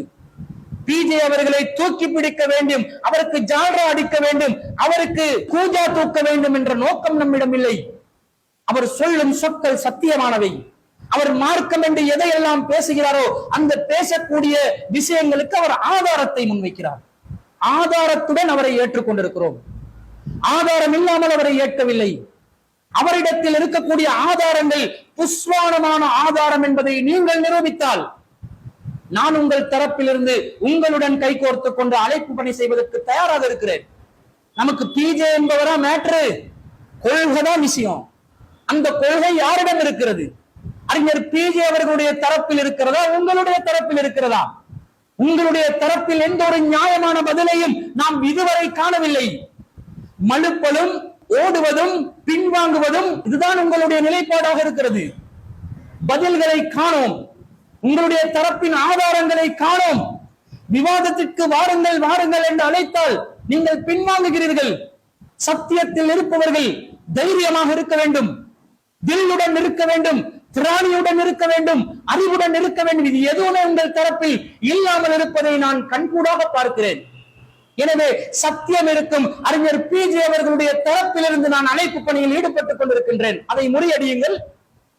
எனக்காக வாங்க, நியாயமான மனநிலையோடு நான் சிந்திக்கணும் என்றீங்களே, நான் நியாயமான மனதோடு சிந்திக்கின்றேன். அறிஞர் பிஜே அவர்களுடைய தரப்பிலிருந்து நானும் உங்களுடன் விவாதத்திற்கு வருகிறேன். அவரை நீங்கள் விவாத களத்தில் முறியடிப்பீர்கள் என்று சொன்னால் அந்த விவாத மேடையில நான் உங்களுடைய தரப்பிலே வந்து சேர்ந்து கொள்கிறேன். நீங்கள் தயாரா? வருவீர்களா? நாங்க சத்தியத்துக்காக போராடுறோம். இலங்கை திருநாட்டிலே எத்தனையோ சவால்களை நாங்கள் சந்தித்திருக்கின்றோம். எத்தனையோ மேடைகளை, எத்தனையோ பிரச்சனைகளை, எத்தனையோ வழக்குகளை, எத்தனையோ பாதுகாப்பு சட்ட ரீதியான பிரச்சனைகளை நாங்கள் பார்த்திருக்கிறோம். அவற்றை நாங்கள் இலகுவாக கடந்து வந்திருக்கிறோம் அல்லாஹ்வுடைய அருளை கொண்டு. எதன் மூலம்? மார்க்கத்தில் நாங்கள் இருக்கும் இந்த ஒரே ஒரு உறுதியான நிலைப்பாட்டின் காரணமாக. அது அசத்தியம் என்றதை நிரூபிங்க. உங்கள் தரப்பிலிருந்து கை கோர்த்து கொண்டு நாம் அழைப்பு பணி செய்வதற்கு தயாராக இருக்கிறோம் இன்ஷா அல்லாஹ். ஆனா உங்கள் தரப்பில் அந்த நியாயமான பார்வை இல்லை, அந்த கொள்கை பார்வை இல்லை, மக்களுக்கு சத்தியத்தை கொண்டு போய் சேர்க்க வேண்டும் என்ற பார்வை இல்லை. மக்கள் வழிகேட்டில் மூழ்கினாலும் பரவாயில்லை, நாம் மாட்டிக்கொண்டு முழித்துவிடக் கூடாது என்பது மாத்திரம்தான் நீங்கள் ஒவ்வொருவரும் சிந்திக்கிறீர்கள். இதனால் தான் அறிஞர் பிஜே அவர்களுடைய அந்த தாவாவிலே, அந்த கொள்கை பிரச்சாரத்திலே ஆதாரங்களுடன் அவருடைய சத்தியத்தை நாங்கள் ஏற்றுக்கொண்டு அவருடைய தரப்பிலிருந்து இந்த தாவா பணிகளை நாங்கள் செய்து கொண்டிருக்கிறோம். வேற எந்த நோக்கமும் நமக்கு கிடையாது என்பதை தெளிவாக நான் சகோதரர் முர்ஷித் அப்பாசி அவர்களுக்கு கூறிக்கொள்ள விரும்புகிறேன். அடுத்ததாக சகோதரர் முர்ஷித் அப்பாசி அவர்கள் சொல்கிறார், இவங்க எல்லாம் விவாத பூச்சாண்டி காட்டுறாங்க. நாங்க முஜாஹித் என்பவரை அழைத்து சென்று இந்தியாவிலே தமிழ்நாடு தௌஹீத் ஜமாத் மாநில தலைமையகத்திலே அறிஞர் பிஜே அவர்களை விவாதத்திற்கு நேரடியாக அழைத்தோமா இல்லையா? என்ன செய்தீர்கள்? பிஜே அவர்களை தர முடியாது என்று பின்வாங்கி விட்டீர்கள் என்று அவர் பதிவு செய்கிறார். இப்ப மட்டும் உங்களுக்கு விவாதம் வேணுமா என்று கேட்கிறார். இப்படி விவாத அழைப்பு விடுக்கின்ற பிஜே அவர்களை நாங்கள் இந்தியாவுக்கு சென்று விவாதத்துக்கு அழைத்தோம். சகோதரர் முஜாஹித் பின் ரசீன் அவர்களும் நாங்களும் இந்தியாவுக்கு சென்று, அந்த நேரம் பிஜே அவர்கள் டிஎன்டிஜே உடைய அமைப்பிலே இருந்தவர். அந்த நேரத்திலே டிஎன்டிஜே ஆபீஸுக்கு சென்று அவரை நாங்கள் விவாதத்துக்கு அழைத்தோம். பிஜே அவர்களை நேரடியாக விவாதத்துக்கு அழைப்பதற்கான காரணத்தையும் சொன்னோம். எஸ்எல்டிஜே என்பவர்கள் விவாதம் செய்ய தகுதியற்றவர்கள், டிஎன்டிஜேயிலே இருக்கக்கூடிய ஏனையவர்கள் விவாதம் செய்ய தகுதியற்றவர்கள். எனவே பிஜேயே தாருங்கள், நாங்கள் விவாதம் செய்கிறோம் என்று அழைத்தோம். அந்த வீடியோக்கள் இன்றைக்கும் யூடியூபில் இருக்கின்றன. அன்பிற்குரியவர்களே, முஜாஹித் இப்னு ரசீன் அவர்கள் அறிஞர் பிஜே அவர்களை விவாதத்திற்கு அழைத்தார். பிஜே அவர்கள் முஜாஹிதுடன் விவாதத்திற்கு செல்ல வேண்டுமா இல்லையா என்று தமிழ்நாடு தௌஹீத் ஜமாத்தின் அன்றைய நேரத்திலே நிர்வாகம் சார்ந்த ஒரு முடிவு எடுக்கப்பட்டிருந்தது. ஒரு விவாத குழுதான் யார் யாருடன் விவாதிக்க வேண்டும் என்பதை தீர்மானிக்கும் என்று. அந்த நேரத்தில் முஜாஹித் என்பவருடன் பிஜே விவாதத்திற்கு தயார், விவாத குழு முடிவு சொன்னால் நான் ஒற்றையாக நின்று முஜாஹிதின் விவாத அழைப்பை முறியடிப்பதற்கு தயாராக இருக்கிறேன் என்று சொன்னார். அந்த மசோரா செய்த சபையில் நானும் ஒருவனாக இருந்தேன். அந்த நேரத்தில் நாங்கள் அனைவரும் தான் சொன்னோம். தமிழ்நாடு தௌஹீத் ஜமாத்தின் நிர்வாகிகளும் இலங்கை சார்பாக சென்றிருந்த 3 சகோதரர்கள் ஒருவராக நானும் இருந்தேன். நாங்கள் சொன்னோம், முஜாஹித் என்பவருக்கு நீங்கள் அவசியம் இல்லை, அவரை நாங்கள் பார்த்துக் கொள்கிறோம், முஜாஹித் என்பவரை விவாத களத்திலே நாங்கள் சந்தித்துக் கொள்கிறோம் என்று சொன்னோம். அப்படியே ஒப்பந்தத்திலும் பேசிக்கொண்டோம். முஜாஹித் அவர்கள் என்ன சொன்னார்? பிஜே அவர்களை தந்தால் தான் நான் விவாதத்திற்கு வருவேன். எஸ்எல்டிஜே என்பவர்கள் விவாதம் செய்வதற்கு தகுதியற்றவர்கள், தமிழ்நாடு தௌஹீத் ஜமாத்தில் பிஜே அல்லாத ஏனையவர்கள் விவாதம் செய்வதற்கு தகுதியற்றவர்கள், உங்களுடன் விவாதம் செய்வதில் அர்த்தமில்லை என்று சொல்லி முஜாஹித் என்பவர் பின்வாங்கினார். அப்போது நாங்கள் என்ன சொன்னோம்? பிஜே அவர்கள் உங்களுக்கு அவசியமில்லை, நாங்களே உங்களுடன் விவாதத்திற்கு வருகிறோம். நாங்கள் தோல்வி அடைந்தால் அறிஞர் பிஜே அவர்கள் தோல்வி அடைந்ததாக நாங்கள் ஒப்புக்கொள்கிறோம், பகிரங்கமாக சொல்கிறோம் என்று சொன்னோம். அப்போதும் நீங்கள் விவாத அழைப்பை ஏற்றுக்கொண்டீர்களா? உங்களுக்கு விவாதத்தை தானே செய்யணும், சத்தியத்தை தானே நிலை நாட்டணும், வர வேண்டியது தானே. அப்போது முஜாஹித் என்ன சொன்னார்? பிஜே அவர்களை நீங்க தரணும், அவரை தரலன்னா எஸ்எல்டிஜே அமைப்பினரோடு நாங்கள் தனியாக விவாதம் செய்வோம், அவங்க தனியா விவாதத்துக்கு வரணும். இவங்க நினைச்சா தகுதியற்றவர்கள் என்பார்கள், நினைத்தால் தகுதி உள்ளவர்கள் என்பார்கள். நாங்கள் சொன்னோம், பரவாயில்லை, நாங்கள் விவாதத்திற்கு தயார். அதற்கு பிறகு இலங்கையிலே வந்து முஜாஹித் அவர்களை நாங்கள் விவாதத்திற்கு அழைத்துக் கொண்டு இருந்தோமா இல்லையா? எஸ்எல்டிஜே தரப்பினர் மாத்திரம் அந்த நேரத்தில் முஜாஹிதுடன் விவாதத்திற்கு தயார் என்று முஜாஹிதுக்கு விவாத ஒப்பந்தத்திற்கு திகதி அறிவித்து அந்த விவாத ஒப்பந்தத்திற்காக ஸ்ரீலங்கா தௌஹீத் ஜமாத் தலைமையகத்திலே நாங்கள் காத்துக்கொண்டு இருந்தோமா இல்லையா? அந்த நேரத்தில் ஸ்ரீலங்கா தௌஹீத் ஜமாத் அமைப்பில் நான் பொதுச் செயலாளராக இருந்தேன். நான் தான் கடிதம் அனுப்பினேன். வரவில்லையே, விவாத ஒப்பந்தம் செய்வதற்கு முஜாஹித் வரவில்லையே. தற்போதைய நிலை என்ன? அறிஞர் பிஜே அவர்கள் தேசிய தௌஹீத் கூட்டமைப்பு என்ற ஒரு கூட்டமைப்பில் இருக்கிறார், ஸ்தாபக தலைவராக இருக்கிறார். அந்த கூட்டமைப்பின் நிலைப்பாடு என்ன? யாருடனும் பிஜே அவர்கள் விவாதத்துக்கு தயாராக இருக்கிறார். விவாத குழு என்றெல்லாம் இல்ல, பிஜே அவர்கள் தனி மனிதராக விவாதத்திற்கு தயாராக இருக்கிறார், விவாத களங்களை சந்திப்பார் என்பதுதான் தேசிய தௌஹீத் கூட்டமைப்பின் நிலைப்பாடு. அப்ப ஒரு கேள்வி பதில கேட்கிறாங்க, முஜாஹித் என்பவருடன் மாத்திரம் நீங்க ஏன் விவாதம் பண்றீங்கல்ல? பிஜே அவர்கள் என்ன சொன்னார்? அப்படியெல்லாம் மேட்டரே கிடையாது. அந்த நேரத்தில் தமிழ்நாடு தௌஹீத் ஜமாத் நிர்வாக நிலைப்பாடு அது. இப்போது நான் சுதந்திரமாக ஒரு அமைப்பில் இப்படிப்பட்ட ஒரு நிலையை வைத்திருக்கிறேன், யாருடன் விவாதிக்கிறதுக்கு தயார் என்று வைத்திருக்கின்றேன். முஜாஹித்ல யார் என்றாலும் அழைச்சிட்டு வாங்க என்று சொன்னாரா இல்லையா? நீங்க ஏன் வரல? அண்ணன் விவாதத்திற்கு தயாராக இருக்கிறார், நீங்கள் வருகிறீர்களா என்று கேட்டால் ஏன் தம்பிமார்கள் வரமாட்டீர்களா என்று கேட்பீர்கள். சரி, தம்பிமார்கள் விவாதத்திற்கு தயாராக இருக்கிறோம், நீங்கள் வருகிறீர்களா என்று கேட்டால் ஏன் அண்ணன் விவாதத்திற்கு வரமாட்டாரா என்று கேட்பீர்கள். இப்ப அண்ணனும் விவாதத்திற்கு தயாராக இருக்கிறார், தம்பிமார்களும் விவாதத்திற்கு தயாராக இருக்கிறார்கள், விவாதத்திற்கு வாருங்களேன் என்று கேட்டால் அப்போதும் முடியாது என்கிறீர்கள். இப்ப என்னதான் சொல்ல வர்றீங்க? உங்களோட யாருதான் விவாதம் பண்ணணும்? அண்ணனும் வேணாம், தம்பியும் வேணாம்னா யாரு விவாதம் பண்றது? இந்த விஷயத்தை முடிக்கணுமா இல்லையா? இது மக்கள் மத்தியிலே, குறிப்பாக குர்ஆன் சுன்னாவை பேசும் சமுதாய மத்தியிலே இந்த விவாத தலைப்பு மிகப்பெரிய ஒரு தேவையுள்ள ஒரு நிலையில் இருக்கிறதா இல்லையா? ஹதீஸ் சம்பந்தப்பட்ட விஷயத்துல சஹீஹான ஹதீஸை பின்பற்றணும் என்றது தெளிவான முடிவு. அது குர்ஆனுக்கு முரண்பட்டால் என்ன செய்வது? குர்ஆன் சுன்னாவை ஏற்றிருக்கும் மக்கள் இரண்டு தரப்பினர்களாக இந்த விஷயத்திலே தடுமாறிக் கொண்டிருக்கிறார்கள். அவர்களுக்கு ஒரு தெளிவான விளக்கம் சொல்லணுமா இல்லையா? இரண்டு தரப்பும் இருந்து நேரடியாக களத்தில் சந்தித்து விளக்கம் கொடுக்க வேண்டுமா இல்லையா? ஏன் வர மாட்டேன் என்கிறீர்கள்? இப்ப விஷயம் அண்ணனா தம்பியா என்பது அல்ல, கொள்கை சரியா பிழையா என்பதுதான். கொள்கை சரியா பிழையா என்பதை மக்களுக்கு தீர்மானித்து சொல்ல வேண்டும். இதற்கு ஒரு முடிவு கட்டிவிட்டோம் என்றால் எதிர்காலத்தில் அழகிய முறையில் தாவாவை செய்யலாமா இல்லையா? இத கேட்டா இது விவாத பூச்சாண்டி, அவர் முஜாஹிதோட வரல. அடுத்ததான் என்ன சொல்கிறார்? மறைந்து விட்ட சகோதரர் அர்ஹம் மௌலவி அவர்கள் பிஜே அவர்களை விவாதத்திற்கு அழைத்தாரா இல்லையா கேட்கிறார். அர்ஹம் மௌலவி அவர்கள் பிஜே அவர்களை விவாதத்திற்கு அழைத்தாரா? அர்ஹம் மௌலவி அவர்கள் பிஜே அவர்களுடன் நேரடியாக விவாதத்தில் இருக்க வேண்டும் என்று கூறினாரா? அப்படி எந்த கடிதமும் வரவில்லையே. அர்ஹம் மௌலவி அவர்கள் எஸ்எல்டிஜே தரப்பினரை விவாதத்திற்கு அழைத்தால் நாங்களும் அர்ஹம் மௌலவி அவர்களை விவாதத்திற்கு அழைத்திருந்தோம், ஒப்பந்தமும் செய்தோம்.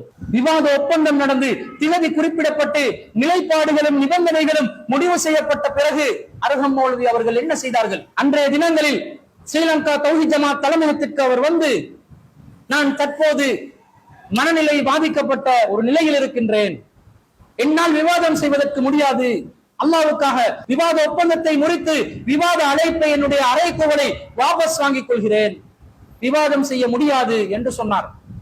இப்ப நாங்க என்ன சொன்னோம்? அதை நீங்க எழுத்துல இதுதான் காரணம் என்று சொல்லி நமக்கு தந்துருங்க, நான் தர்றதுக்கு தயாரா இருக்கிறேன் என்றார். சரி, அவருடைய உடல் சுகவீனம், மனநிலை பாதிக்கப்பட்ட ஒரு நிலை என்று சொன்னால் அதை நாங்கள் கருத்தில் கொண்டு அவருடன் விவாதிப்பது ஆரோக்கியம் இல்லை என்ற முடிவுக்கு நாங்களும் வந்தோம். பிறகு அவர் மீண்டும் இல்லை, நான் சரியான மனநிலையில் தான் இருக்கின்றேன், விவாதத்திற்கு தயார் என்றார். இது என்ன? ஒரு நேரத்தில் விவாதம் என்கிறார், மறுநேரத்தில் மீண்டும் விவாதம் இல்லை என்கிறார், மீண்டும் விவாதம் என்கிறார், மீண்டும் நாங்கள் ஒப்பந்தத்திற்கு சொன்னோம். இப்ப என்னதான் சொல்ல வர்றீங்க? உங்களுடன் விவாதம் செய்வதனால் உங்களுடைய தேக ஆரோக்கியத்துக்கு ஏதாவது பாதிப்பு வரும் என்று நாங்கள் அஞ்சுகிறோம். ஏன்னா நீங்க தான் சொல்றீங்க, உங்களுக்கு பாதிப்பு இருப்பதாக நீங்கள் தான் சொன்னீர்கள். எனவே விவாதத்திற்கு நாங்கள் தயார். நீங்கள் ஒரு மருத்துவ சான்றிதழ், ஒரு பரிந்துரை கடிதத்தை நமக்கு கொண்டு வந்து தாருங்கள். அப்படி தந்தால் நீங்கள் விவாதிப்பதற்கு ஒரு தயாரான மனநிலையில் தான் இருக்கிறீர்கள் என்பதை நாங்கள் அறிந்து கொண்டு உங்களுடன் விவாதம் செய்வோம். இல்லை என்றால் விவாதம் செய்யும் ஒரு வேளையில் உங்களுக்கு ஏதாவது பாதிப்பு ஏற்பட்டு விட்டால் அது நம்முடைய தலையில் சென்றுவிடும், அதனால் நீங்கள் இந்த கடிதத்தை தந்து விடுங்கள் என்று கேட்டோம். அதற்கு திகதி குறிப்பிட்டோம். ஆனால் உரிய திகதியில் கடிதம் தரவில்லை, விவாத ஒப்பந்தத்தை முடித்துக் கொண்டு விவாதத்திலிருந்து பின்வாங்கிவிட்டார். இந்த அர்ஹம் மௌலவி அவர்கள் அறிஞர் பிஜே அவர்களை விவாதத்திற்கு அழைத்தாராம், நம்மளோட அவர் வரல. பிறகு அதிராம்பட்டினத்துல ஒரு விவாதம் நடந்தது. அந்த விவாதத்திற்கு இலங்கை சார்பாக சாபித் சரஹி என்பவரும் அர்ஹம் மௌலவி அவர்களும் கலந்து கொண்டிருந்தார்கள். அதுல ஒரு ட்ரெண்டினா ஒரு சொல் வந்துச்சு, ஒரு மீம்ஸ் கூட வந்துச்சு, குட்டம்மா என்றாரு அர்ஹம் மௌலவி அவர்கள். பால் கொடுக்க சொன்னா ஆமா சஹாபாக்கு கொடுக்க சொன்னாங்க, ரசூல் என்ன சொன்னாங்க, குடுமா என்றாரு. அப்ப நீங்க எப்படி பால் கொடுக்க சொல்றீங்க, நாங்க பால் குடிக்க வரவா, உங்க வீட்டுக்கு வரவா என்று கேட்டதற்கு, தாத்தா ஜாக்காரே வந்துடாதீங்க, தமிழ்நாடு தொகுதிக்கார மட்டும் வந்துடாதீங்க, வேற ஆட்கள் வந்தா நாங்க கறந்து கொடுப்போம் என்றாரு. இடையில் விவாதத்தில் தூங்கிக் கொண்டிருந்தாரு. விவாதம் பண்ணும் போதே குரட்டை விட்டுக் கொண்டு தூங்கிக் கொண்டிருந்தாரு. அவர் மரணித்து விட்டார். என்றாலும் விவாதம் சம்பந்தப்பட்ட ஒரு விஷயத்தை பற்றி அவர் பேசியதனால் இவற்றை நாம் தொட்டு காட்ட வேண்டிய நிர்பந்த நிலைக்கு தள்ளப்பட்டிருக்கின்றோம். அவர் உங்களுடைய அண்ணனை கூட்டி வாங்கன்னா தம்பிமார்கள் அவரை சந்திக்கும் போது அவர் எப்படி விவாதம் செய்தார், அவருடைய விவாத திறமை எப்படி இருந்தது, எப்படி அவர் சத்தியத்தை நிலைநாட்டினார் என்றது நாங்களும் பார்த்தோமா இல்லையா? அதனால் அருகம்மோலையுடைய விஷயத்துல நீங்க பேசக்கூடாது. அவர் விவாதம் செய்வதற்கு ஒரு தகுதி இல்லாத நிலை, விவாதத்திற்கு வந்தும் ஒழுங்கான முறையில் வாதங்களை புரியாமல் கண்டதையும் பேசி சென்ற ஒருவராகத்தான் இருந்தார். அவருடைய சாப்டர் இனிமேலும் நீங்கள் தொடாதீர்கள், அவர் மரணித்து விட்டார். அடுத்ததாக யாரு, அறிஞர் பிஜே அவர்களுடைய நேரடி மாணவன் அப்பாஸ் அலி அவர்கள் விவாதத்திற்கு வந்தாரா இல்லையா, அழைப்பு கொடுத்தாரா இல்லையா? இந்த பிஜே அவர்களுக்கு அவர்களுடைய நேரடி மாணவன் அப்பாஸ் அலி அவர்கள், பிஜே அவர்களுடைய நேரடி மாணவன், பிஜே அவர்களுடைய வழிகட்ட சிந்தனையை, குர்ஆனுக்கு முரண் என்ற ஹதீஸை மறுப்பதையும், சூனியத்தை மறுப்பதையும், கண்ணூரை மறுப்பதையும் அடிப்படையாக கொண்டு ஒரு பிஜேயுடைய வழிகட்ட சிந்தனையை புத்தகமாக எழுதியவர் அப்பாஸ் அலி அவர்கள். அவர் திருந்தி வந்தார், அவர் விவாதத்துக்கு அழைத்தார். அன்பார்ந்தவர்களே, விவாதம் பயனளித்ததா? அப்பாஸ் அலி அவர்கள் முதலில் பிஜே அவர்களுடைய நேரடி மாணவனா? பிஜே அவர்களிடம் அவர் அலிஃப் பாத்தா ஏதாவது ஓதி இருக்கிறாரா? ஒண்ணுமே இல்ல. அப்பாஸ் அலி என்பவர் சுன்னத் ஜமாத்துல ஒரு மதரசால ஓதி கடைசி வருஷத்துல கடையநல்லூர் இஸ்லாமிய கல்லூரியில அவருடைய பாடத்தை முடிச்சார். அவருடைய அந்த மதரசா கோர்ஸ் முடிச்சார். அவர் பிஜே கிட்ட பாடம் படிச்சவர் இல்ல, ஜமாத்துல ஒரு தாயா இருந்து செயல்பட்டவர். அவர் நேரடி மாணவனே இப்போது மாறிவிட்டார். அவர் விவாதத்திற்கு கூப்பிட்ட நேரத்தில் என்ன செய்தீர்கள், நீங்கள் விவாத அழைப்பை ஏற்றுக்கொண்டீர்களா என்று கேட்கிறார்கள். ஏன் அப்பாஸ் அலியை கூப்பிடலையா? பிஜே அவர்கள் அப்பாஸ் அலி அவர்களை எத்தனை சந்தர்ப்பங்களில் விவாதத்திற்கு அழைத்திருக்கிறார். அந்த அழைத்திருக்கின்ற நேரத்தில் எல்லாம் அப்பாஸ் அலி அவர்கள் அவருடைய இயல்பான தன்மைக்கு மாற்றமாக பல நாகரிகமற்ற வார்த்தைகளை எல்லாம் பேசி பிஜே அவர்களுடன் விவாதத்திற்கு முகம் கொடுக்க தயாரில்லாத நிலையில் அவரை சாடி பேசுவதிலே அவருடைய காலத்தை கழித்தாரா இல்லையா?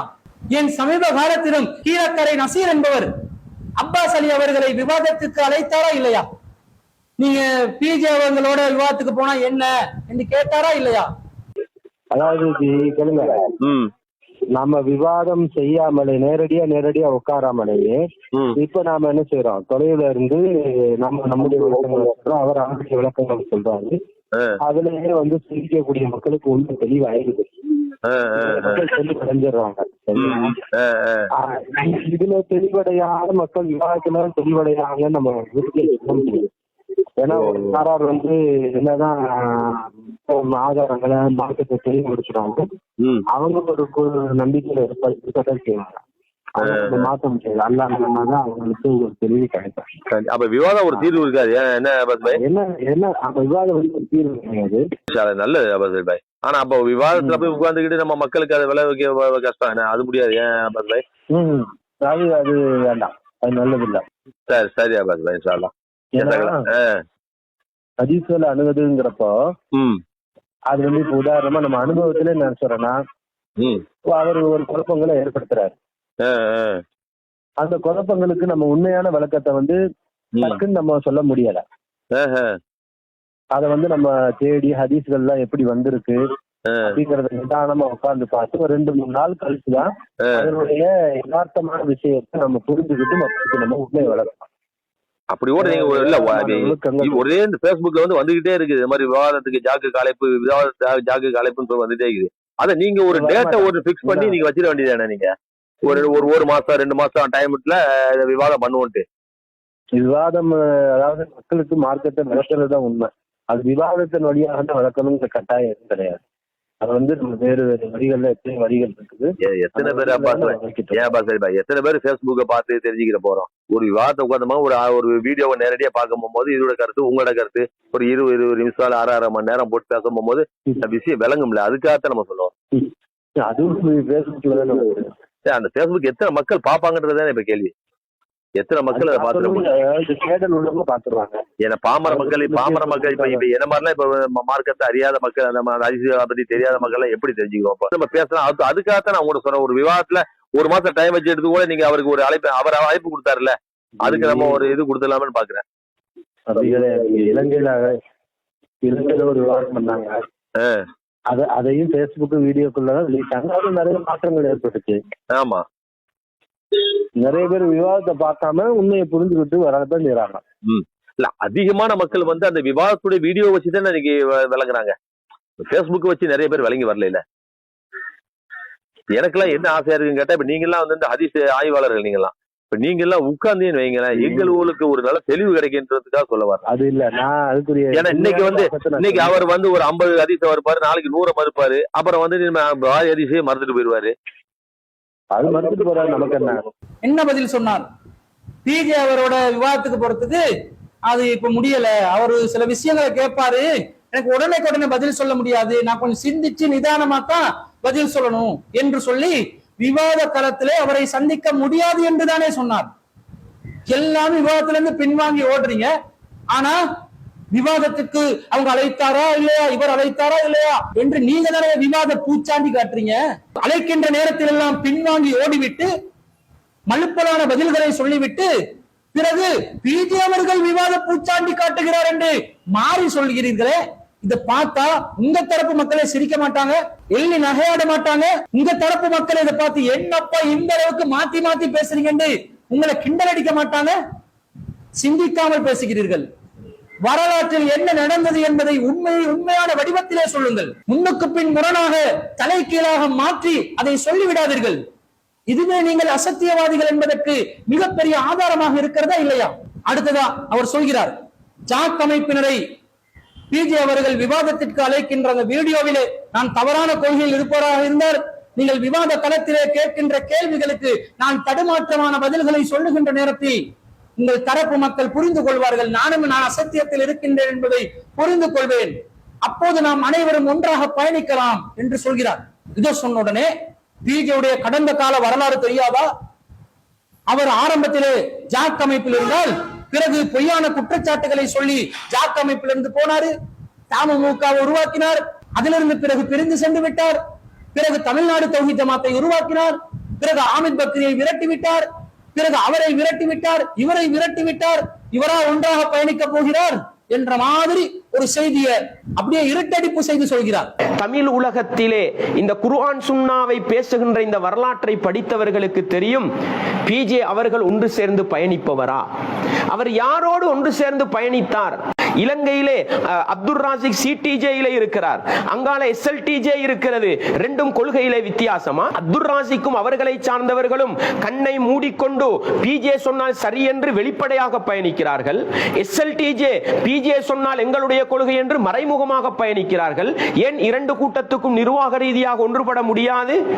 ஏன் இந்தியாவிலே டிஎன்டிஜேவுக்கும் பிஜேவுக்கும் அல்தாஃபிக்கும் ஒன்றுபட முடியாது? கொள்கை ஒன்றல்லவா? ஏன் நிர்வாகத்தை வேறு வேறாக வைத்துக் கொண்டிருக்கிறீர்கள்? பிஜே அவர்கள் என்ன சொன்னார்?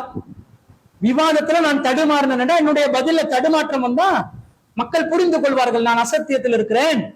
அப்ப எனக்கும் புரியும், நமக்கு பதில் வருது இல்ல, நாங்க அசத்தியத்துல தான் இருக்கிறோம். அப்ப நாங்க எல்லாரும் சேர்ந்து இந்த விவாதத்துல நான் அசத்தியம் என்றதை நிரூபித்தா ஒன்றாக பயணிக்கலாம் என்று சொல்வதன் அர்த்தம் இயக்கத்தை கலைத்து விட்டு நாங்களும் நீங்களும் ஒரு இயக்கத்துக்கு வருவோம் என்ற அர்த்தமா? அதான் அந்த ஒன்றாக பயணிப்போம் என்பதன் அர்த்தமா? ஜாக் அமைப்பினருக்கு கொடுத்த விவாத அழைப்பிற்கு 3 வருஷம் கழிச்சு முர்ஷித் அப்பாசி அவர்கள் இலங்கையிலிருந்து பதில் சொல்றீங்களே, எதுக்கு பதில் சொல்றீங்க? நீங்களும் ஜாக் அமைப்பை சேர்ந்தொருவரா? நீங்கள் இலங்கையில் இருப்பவர், நீங்கள் இலங்கையில் ஜமாத் ஒன்றில் இருக்கிறீர்கள், நீங்கள் ஜாக் அமைப்பை சேர்ந்தவர் அல்ல. ஆனால் ஜாக் அமைப்பினருக்கு விடுக்கப்பட்ட விவாத அறைகூவலுக்கு நீங்கள் பதில் சொல்கிறீர்கள் என்று சொன்னால் அதன் அர்த்தம் என்ன? நீங்கள் அவர்களுடன் ஒன்றாக பயணிக்கிறீர்கள். அப்படி என்றால் ஒன்றுபடுவது என்பது இயக்கங்களை கலைத்துவிட்டு ஒரு இயக்கத்திற்கு வருவது என்பதன் அர்த்தம் அல்ல. ஒவ்வொரு இயக்கம் தனக்கென ஒரு நிர்வாக நிலைப்பாடு வைத்திருப்பார்கள், தங்களுக்கென்று சொத்துக்களை வாங்கி இருப்பார்கள், தங்களுக்கென்று பல நிர்வாக முறைமைகளை அவர்கள் கையாளுவார்கள். அதெல்லாத்தையும் கழிச்சிட்டு ஒன்றாக வாங்க என்ற அர்த்தத்துல சொல்லல. இப்ப இலங்கையில ஒரே சலஃபு கொள்கையில நீங்க எத்தனை இயக்கங்கள் இருக்கிறீர்கள்? ஜமாத்துல் அன்சார் சுன்னத்துல் முஹம்மதியா பரகாதினியாவில் இருக்கிறது. தாருல் சலஃப் என்ற அமைப்பு சலஃபு சிந்தனையிலே டாக்டர் நுபா ஃபாரூக்குடைய மகன் யஹ்யா செல்மி அவர்கள் வைத்திருக்கிறார்.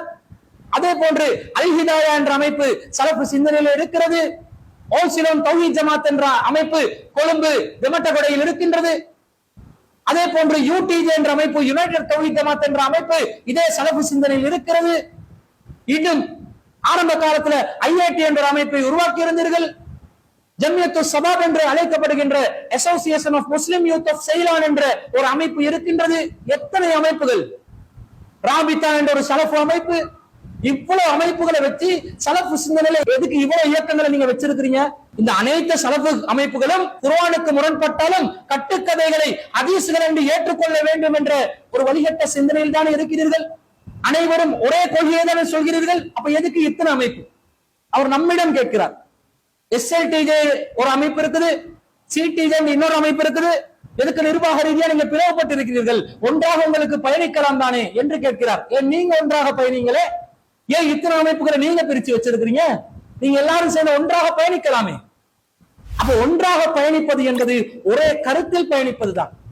அப்படி இருந்ததுனாலதான் உங்களுக்கு 2001ஆம் ஆண்டு BMICA விவாதத்துக்கு பிஜே அவர்களை தேவைப்பட்டது. ஒரு அமைப்புல இருந்ததுனால வந்தாரா? ஒரு கொள்கையில் இருந்ததுனால வந்தாரா? அப்ப எல்லாரும் குர்ஆன் சுன்னா என்ற கொள்கையில் இருந்ததுனால ஒன்றாக பயணித்தோம். அந்த மாதிரி ஒன்றாக பயணிக்கலாம் என்ற கருத்தில் தான் பிஜே அவர்கள் சொன்னார்களே தவிர ஒன்றாக பயணிப்போம் என்பது இயக்கங்களை கலைத்து விட்டு வருவது என்பது அல்ல. அங்கே தமுகவில் என்ன நடந்தது, ஜாக்கிலே என்ன நடந்தது, தமிழ்நாடு தௌஹீத் ஜமாத்துடைய ஹாமித் பக்ரி விவகாரத்தில் என்ன நடந்தது, பாக்கருடைய விவகாரத்தில் என்ன நடந்தது, அல்தாப் அவர்களுடைய விவகாரத்தில் என்ன நடந்தது, அறிஞர் பிஜே அவர்களுடைய விஷயத்திலே தமிழ்நாடு தௌஹீத் ஜமாத் என்ன செய்தார்கள், எஸ்ஐடிஜே அமைப்பினரும் சிடிஜே அமைப்பினரும் எதற்காக பிளவுபட்டார்கள் என்பது இப்ப இந்த தலைப்புக்குள் அவசியமான ஒன்றா. அதை பேசுவதாக இருந்தால் பேசுவதற்கு தயார். ஏற்கனவே பிஜே அவர்களுக்கும் தமிழ்நாடு தௌஹீத் ஜமாத் மத்தியிலும் என்ன நடந்தது என்பதை அறிஞர் பிஜே அவர்கள் பல மணித்தியாலங்கள் விளக்கியுள்ளார். ஸ்ரீலங்கா தௌஹீத் ஜமாத்தும் சிலோன் தௌஹீத் ஜமாத்தும் ஏன் பிரிந்தது என்பதற்கு பல விளக்கங்கள் அளிக்கப்பட்டு இருக்கின்றன. அல்தாஃபி அவர்கள் தனித்து இருக்கிறார். அவருக்கும் அறிஞர் பிஜே அவர்களுக்கும் ஏற்பட்ட கருத்து மோதல்கள் என்ன, மார்க்க ரீதியான கருத்து வேறுபாடுகள் என்ன, நிர்வாக ரீதியாக என்ன முரண்பட்டு எல்லாம் விளக்கப்பட்டாச்சு. உண்மையுமே கேட்கறது இல்ல. அதை கொண்டு வந்து இங்க சொருவி இயக்கங்கள்ல இவர் பயணிப்பவரா, தொடர்ச்சியாக பயணிப்பவரா, நீங்கள் பயணிக்கிறீர்களா ஒரு இயக்கத்துல? உங்களா ஒரு இயக்கத்தில் தொடர்ச்சியாக பயணிக்க முடிந்ததா? ஏற்கனவே இருந்த இயக்கங்கள் 2005ஆம் ஆண்டு நாங்க ஸ்ரீலங்கா தௌஹீத் ஜமாத் உருவாக்கின நேரத்துல பரகாதனியாவிலே எங்களை அழைத்தீர்கள் ஒரு மசூராவுக்கு. என்ன செய்தீர்கள்? அந்த நேரத்தில் IIRO என்ற அமைப்பு நௌஃபர் மௌலவியிடமும், ஜமாத்துல் அன்சார் சுன்னத்துல் முஹம்மதியா அமைப்பு அபூபக்கர் சித்திக் மதனி அவர்களிடமும், ஓசிலோன் தௌஹீத் ஜமாத் அமைப்பு அபூ சாலி மௌலவி அவர்களிடமும் இருந்தன. அப்படி இருக்கும் நிலையில் இன்னொரு அமைப்பு உருவாக்க வேண்டிய தேவை உங்களுக்கு ஏற்பட்டு இத்தியாது அஹ்லி தௌஹீத் என்று IAT என்ற ஒரு அமைப்பை உருவாக்கினீர்கள். அது யாருக்கு அந்த அமைப்பு கொடுத்தீங்க? அந்த நேரத்தில் தன்னிடம் அமைப்பு ஒன்றும் இல்லாமல் இருந்த சகோதரர் அப்துல் வதூத் ஜிப்ரி அவர்களுக்கு அந்த அமைப்பை ஒப்படைத்தீர்கள். ஒப்படைத்து விட்டு எல்லா அமைப்புகளையும் கலைத்து விட்டு ஒரு அமைப்பின் தலைமைத்துவத்துக்கு கீழே நீங்கள் பயணிப்பீர்கள் என்று நாங்கள் நினைத்தால் என்ன செய்தீர்கள்? அந்த நாங்க அமைப்புகள் அப்படியே வச்சு கொள்வோம், இது எக்ஸ்ட்ரா ஒரு பொது அமைப்பாக இருக்கும் என்று அந்த அமைப்பை போட்டீங்க. காலப்போக்கில் IAT காணவில்லை. நீங்கள் ஒரு கொள்கையில் இருந்து ஒரு அமைப்பில் பயணிப்பவர்களா? எந்த விஷயத்தை எங்களுக்கு குற்றச்சாட்டா வைக்கிறீங்களோ அந்த விஷயத்துல நீங்கள் அப்படித்தான் இருக்கிறீங்க. அப்ப எப்படி அடுத்தவங்களை நோக்கி நீங்கள் குற்றச்சாட்டு வைக்க முடியும்? இதான் முரண்பாடு, இதான் பலிகேடு. அன்பிற்குரியவர்களே, அடுத்ததான் அவர் சொல்றாரு பாருங்க, பிஜே விவாதத்துக்கு அழைக்கிற காலமும் போயிருச்சு, பிஜே எங்களை விவாதத்துக்கு அழைக்கிற காலமும் போயிருச்சு. இப்ப அவர் செத்த பாம்பாயிட்டாரு. அவர் செத்த பாம்பு அடிச்சு வேலை என்று சொல்லுவாங்க. அவர் செத்த பாம்பு எனவே நாங்க அடிக்க மாட்டோம் என்றார். அன்றைக்கு விவாதத்துக்கு வராத பிஜே ஏன் இன்றைக்கு வர வேண்டும்? சொல்லுவார்கள், செத்த பாம்பு அடிச்சு வேலை இல்லைன்னு சொல்லுவாங்க. பிஜே அழைத்த விவாதங்களுக்கு செல்கிற காலமும் பழைய காலம். இப்பொழுது அவர் செத்த பாம்பாகிவிட்டார், அவருக்கு உயிர் கொடுக்க வேண்டிய அவசியம் இல்லை என்பதையும் இஸ்லாமிய உறவுகள் மிக தெளிவாக புரிந்து கொள்ள வேண்டும். இதையெல்லாம் கொஞ்சமாவது இந்த களத்துல என்ன நடக்குது என்றதே புரியாம இவர் சொல்கிறார் பாரு, இதுக்கெல்லாம் தைரியம் வேணும், தனி தைரியம் வேணும்.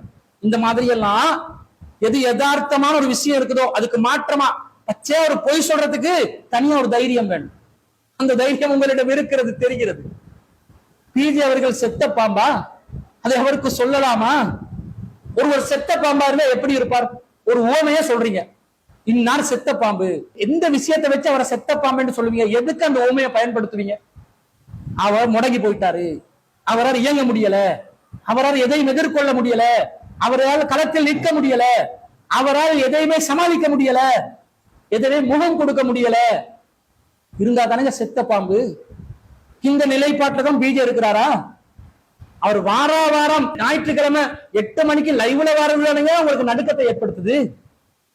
வர்றாரு, நம்மளை பிடிச்சிருவாரோ, நம்மளோட விஷயம் எதுக்காவது மறுப்பு சொல்லிடுவாரோ, நம்மளை விவாதத்துக்கு கூப்பிட்டுருவாரோ, ஒரு வாரம் நிம்மதியா இருந்தோம், அடுத்த வாரம் நிம்மதியா இருக்க விடுங்கடா என்ற மாதிரி தானே உங்களோட நிலைப்பாடு இருக்குது. அவர் தான் செத்த பாம்பா? அவர் செத்த பாம்பாகத்தான் இருக்கிறாரா? இயங்கிக் கொண்டிருக்கிறாரா? தனக்கு எதிராக வரக்கூடிய குற்றச்சாட்டுகளுக்கு நேரடியாக களத்தில் இருந்து பதிலளித்துக் கொண்டு இத்தனை வயதாகியும் இந்த தாவா களத்திலே தொடர்ச்சியாக தைரியமாக தில்லாக பயணிக்கிற ஒரே அறிஞராக நாங்கள் அவரை பார்த்துக் கொண்டிருக்கிறோம். அவரை பார்த்து செத்த பாம்பு என்று சொன்னா உங்களை பார்த்து மக்கள் சிரிக்க மாட்டாங்க? என்ன சொல்றீங்க? யாருக்கு செத்த பாம்பு என்றீங்க? அவர் செத்த பாம்பு என்றதனாலதான் பிஜே அவர்களுடைய புத்தகங்களை வாசிக்காதீர்கள், அவருடைய வீடியோக்களை நீங்கள் கேட்காதீர்கள், பார்க்காதீர்கள் என்று நீங்கள் சொல்றீங்க. அவர் செத்த பாம்பு என்றதனாலயா?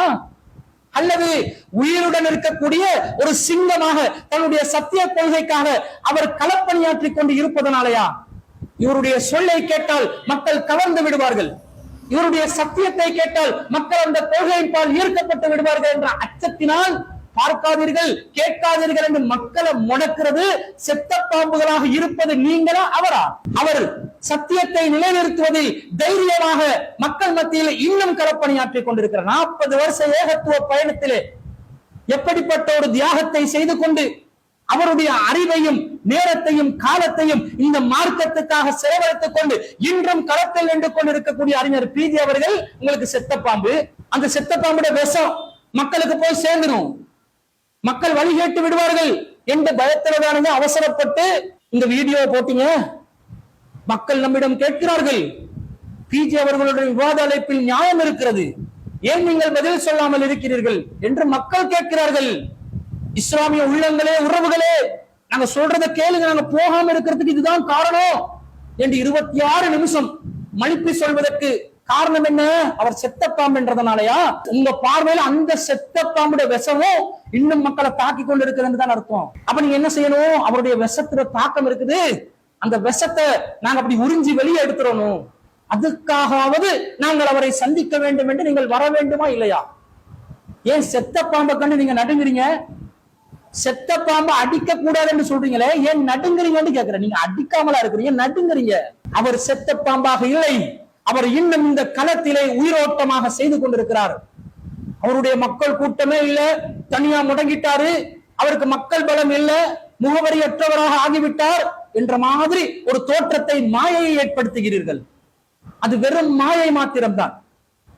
திருச்சி மாநாடு நடத்தினார், எப்படிப்பட்ட மக்கள் கூட்டம், மக்கள் வெள்ளத்திலே அந்த மாநாடை அவர் நடத்தி முடிக்கவில்லையா? அவரை சார்ந்த ஒரு குழுவுடன் மக்கள் வெள்ளத்தை திரட்டி அவர் எடுத்தாரா இல்லையா? அவருடைய கருத்துக்களை கேட்கக்கூடிய மக்கள் சாலை சாலையாக இன்றும் வந்து கொண்டிருக்கிறார்களா இல்லையா? கடல் தாண்டி அவருடைய மார்க்க நிலைப்பாடுகளை, கொள்கைகளை சரி கொண்டு கொண்டு ஒரு இயக்கமாக நாங்களும் என்று செயல்படுகிறோம் என்றால் அவர் செத்த பாம்பு என்பதனாலயா? அவருடைய கொள்கையை உங்களால் தாக்கு பிடிக்க முடியவில்லை, அவருடைய வாதங்களை உங்களால் தாக்கு பிடிக்க முடியவில்லை, விவாதத்துக்கு முடியாது என்று பின்வாங்கி ஓடக்கூடிய நீங்கள் செத்த பாம்புகளா? இதோ வருகிறேன் வாருங்கள் என்று அழைக்கும் அவர் செத்த பாம்பா? 2024 ஆண்டிலே ஜனவரி மாதத்திலே கடையநல்லூரில் ஒரு பொதுக்கூட்டத்தை நடத்தினார். சாதாரண பொதுக்கூட்டத்துக்கு மக்கள் வெள்ளம் திரண்டது. மதுரையில் அதே 2024 ஆண்டு ஜனவரி மாதம் 21ஆம் தேதி ஒரு பொதுக்கூட்டத்தை நடத்துகிறார். மக்கள் வெள்ளமாக திரண்டார்களா இல்லையா? மன்னார் கொடியில இஸ்லாம் ஒரு இனிய மார்க்கத்தை செய்தாரே, மாற்று மதத்தினவர்கள் அலை அலையாக மோதிக்கொண்டு மண்டபம் நிரம்பி வழிகின்ற அளவிற்கு மக்கள் கூட்டமாக திரண்டார்களே, அவர் செத்த பாம்பா? இதோ சமர் கிளாஸ் நடக்குது, வெறும் 250 மாணவர்களை மாத்திரம் எடுப்போம் என்று பார்த்தா அல்ல மோதுது.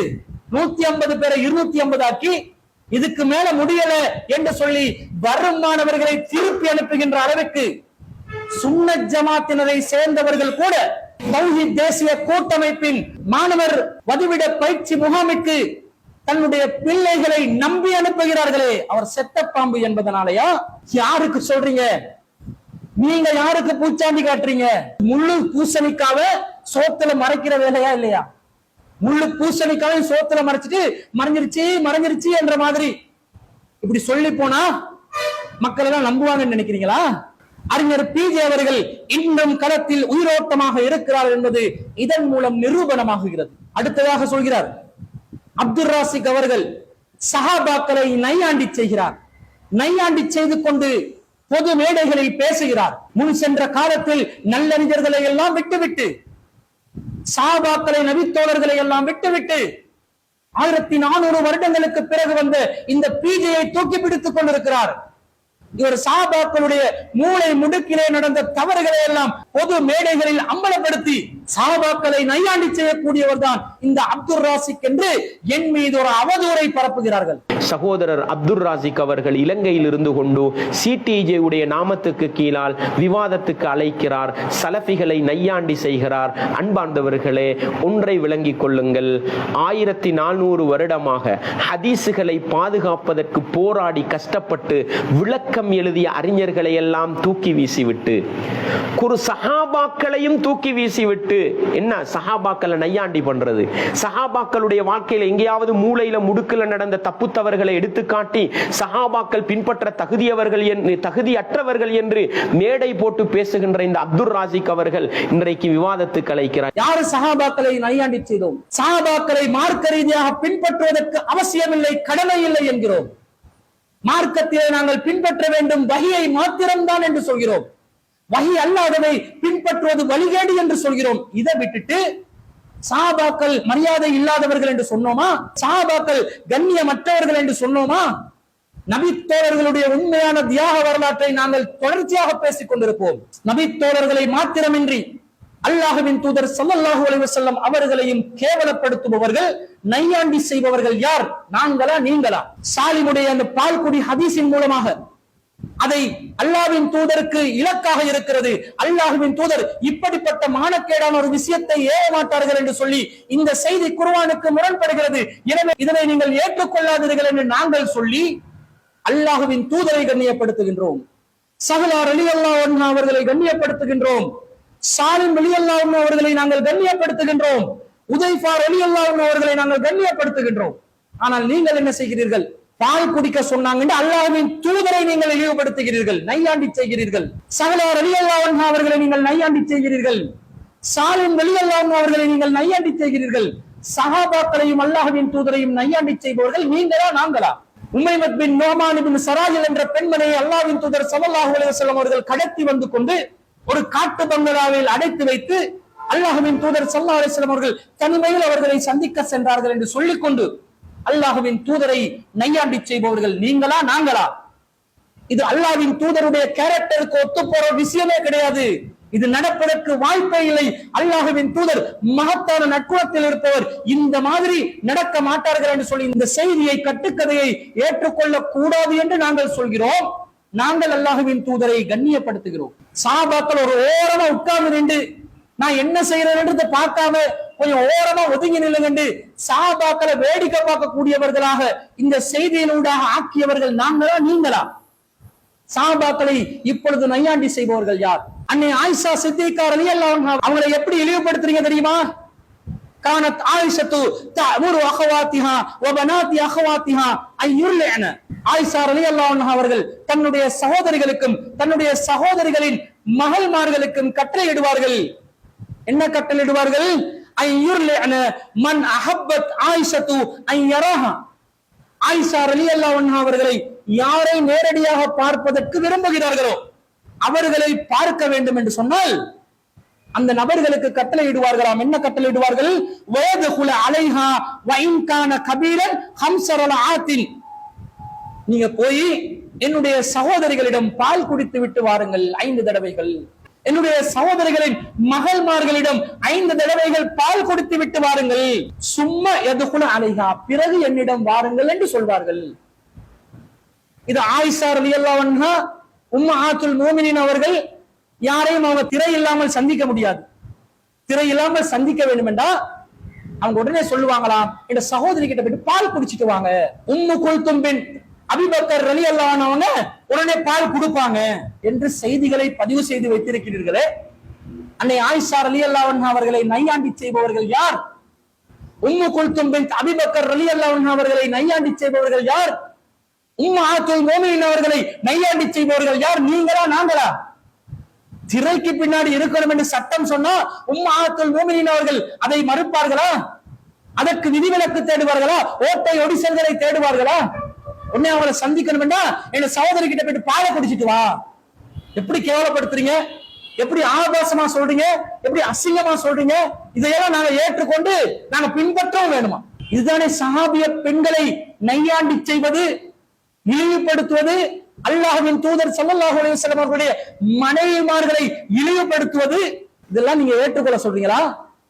எப்படி அல்லாஹ்வின் தூதரை இழிவுபடுத்தி, அல்லாஹ்வின் தூதரின் மனைவியை இழிவுபடுத்தி, உம்மஹாத்துல் முஃமினீன்களை இழிவுபடுத்தி, சஹாபாக்களை இழிவுபடுத்தி, சஹாபிய பெண்களை இழிவுபடுத்தி மொத்தமாக அவர்களை நையாண்டி செய்பவர்கள் நீங்கள் தான், நாங்கள் அல்ல. இவற்றை மறுத்து இவற்றை ஏற்றுக்கொள்ள கூடாது என்று சொல்லி அல்லாஹ்வின் தூதர் ஸல்லல்லாஹு அலைஹி வஸல்லம் அவர்களை நாங்கள் கண்ணியப்படுத்துகிறோம். உம்மஹாத்துல் முஃமினீன்களை கண்ணியப்படுத்துகின்றோம், சஹாபிய பெண்களை கண்ணியப்படுத்துகின்றோம், சஹாபாக்களை நாங்கள் கண்ணியப்படுத்துகின்றோம். சலஃபுகள் என்று சொல்லிக் கொண்டு நீங்கள் தான் அவர்களை நையாண்டி செய்கிறீர்கள் என்பதை இதன் மூலம் தெள்ள தெளிவாக நிரூபணமாகிறதா இல்லையா? இறுதியாக இவர்களுடைய செய்திகள் எல்லாம் பார்க்காதீங்க, கேட்காதீங்கன்றாங்க. இது ஏற்கனவே சொல்லிவிட்டோம். அசத்தியவாதிகளுடைய ஒரு வழிமுறை. ஃபபஸ்ஸிர் இபாதி, என்னுடைய அடியார்களுக்கு நற்செய்தி சொல்லுங்கள். அல்லதீன யஸ்தமிஊனல் கௌல, அவர்கள் சொல்லை செய்யுமெடுப்பார்கள். ஃபயத்தபியூன அஹ்ஸனா, அதிலே அழகானதை பின்பற்றுவார்கள். சொல்லை செய்யுமெடுக்க விடுங்கள். செய்வெடுத்து விட்டு அழகான செய்தி எதுவும் அதை பின்பற்றி விட்டு செல்லட்டும். நீங்கள் பயந்து நடுங்குகிறீர்கள். உங்களுடைய சொற்களை மக்கள் கேட்காமல் போய் விடுவார்கள் என்ற அச்சத்தினால் நம்முடைய சொற்களை கேட்கக்கூடாது என்று நீங்கள் மக்களை திசை திருப்புகிறீர்கள். ஆரம்ப காலத்தில் சுன்னத் ஜமாத்தினரும் வழிகட்ட இயக்கத்தினரும் இந்த ஆயுதத்தை தான் கையில் எடுத்தார்கள். சொல்லை கேட்கக்கூடாது, இவங்க பின்னாடி மக்கள் போயிடக்கூடாது, இவங்க சொல்றதுக்கு பின்னாடி போனா நம்முடைய கூடாரம் காலியாகிரும் என்ற பயம் அவர்களிடம் இருந்தது.